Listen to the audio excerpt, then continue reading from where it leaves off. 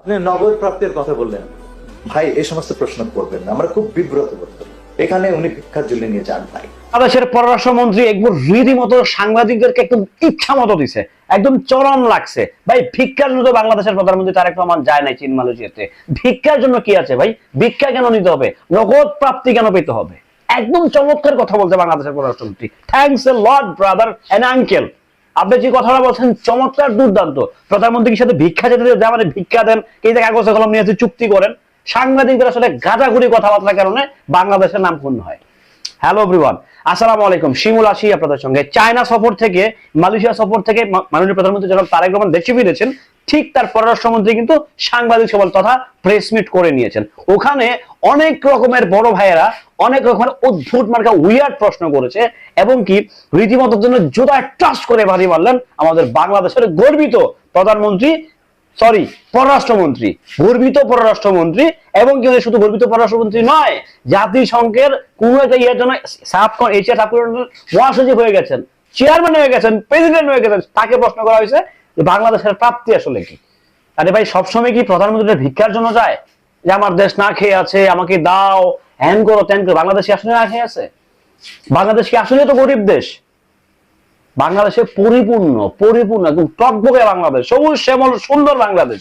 হ্যাঁ, এখানে দুর্নীতি হয়, চাঁদাবাজি হয়, 2 নম্বর। এটা বাস্তব, চরম বাস্তব। এটা না হইলে দেশ সোনা দেশ হতো, এটা শান্তির দেশ হতো এটা। বাট দুর্নীতিটা আমাদের রক্তে মিশে আছে, এটা হবেই। এটা হয়তো আস্তে আস্তে রোধ করার কিংবা ত্রুটি চেপে দেওয়ার চেষ্টা করছেন মাননীয় প্রধানমন্ত্রী তারেক রহমান, বাট এটা সময় লাগবে। এটা তো একদিন দুদিনে হবে না। সো পররাষ্ট্রমন্ত্রীর এই যে স্টেটমেন্ট একদম সাংবাদিকদের মুখে যে মুখের উপরে মেরে দেওয়া যে আসলে আমরা ভিক্ষা করতে যাই নাই, আমরা ভিক্ষার জন্য হচ্ছে মালয়েশিয়াতে যাই নাই। সত্যি কথাই তো। প্রধানমন্ত্রী কি ভিক্ষার জন্য গিয়েছে এখানে? যে আমার দেশ হচ্ছে অর্থনৈতিক সংকটে ভুগতেছে, হ্যাঁ আমাকে হচ্ছে ইউয়ান দাও, আমার দেশ হচ্ছে অর্থনৈতিক ভুগতেছে, আমাকে রিঙ্গিত দাও। তারেক রহমান কি সেই জন্য গেছে? না, বাংলাদেশের ভাবমূর্তিকে আরো ভালো করার জন্য উনি ছুটে গিয়েছেন। ভাই, চীনের সঙ্গে বাংলাদেশের সম্পর্ক কি আজকে থেকে? সেই আমাদের তৎকালীন প্রেসিডেন্ট শহীদ প্রেসিডেন্ট জিয়াউর রহমানের আমল থেকে বাংলাদেশের সাথে সুসম্পর্ক চীনের, চায়নার, মালয়েশিয়ার।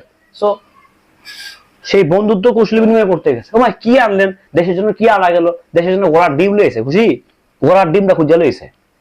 মানে প্রশ্ন, উইয়ার্ড প্রশ্ন, অদ্ভুত প্রশ্ন আমাকে ভাই কেন করতে হবে? অদ্ভুত প্রশ্ন করার সময় আছে ভাই। সরকারের যদি স্ট্রেকালিং 2 বছর হতো, যে উনি স্ট্রে করতেছে, কিংবা 3 বছর হয়ে গেছে, কিংবা একটা ট্রাম হয়েছে, সেকেন্ড ট্রাম আবার আসছে, তখন প্রশ্ন করছে যে আপনি আসলে এই চীন থেকে মালয়েশিয়া আপনাদের প্রাপ্তি রাখি। সরকার শপথ নিচ্ছে 4 মাসও হয় নাই, এখনই বলতেছে যে আপনারা কি নিয়ে আসলেন। এটা কোনো প্রশ্ন? এগুলা কোনো প্রশ্ন? যেখানে বাংলাদেশের নাম উজ্জ্বল হচ্ছে সেখানে কিছু সাংবাদিকদের কারণে উইয়ার্ড লাগতেছে আসলে। সত্যি কথা বলতে এগুলো আসলে মানা যায় না আসলে ভাই, দুঃখজনক। এটা প্যাথেটিক, এটা ভয়াবহ প্যাথেটিক। বেশি কিছু বললাম না, বেশি কিছু বললে আবার চাকরি থাকবে না। ভালো থাকবেন, সুস্থ থাকবেন।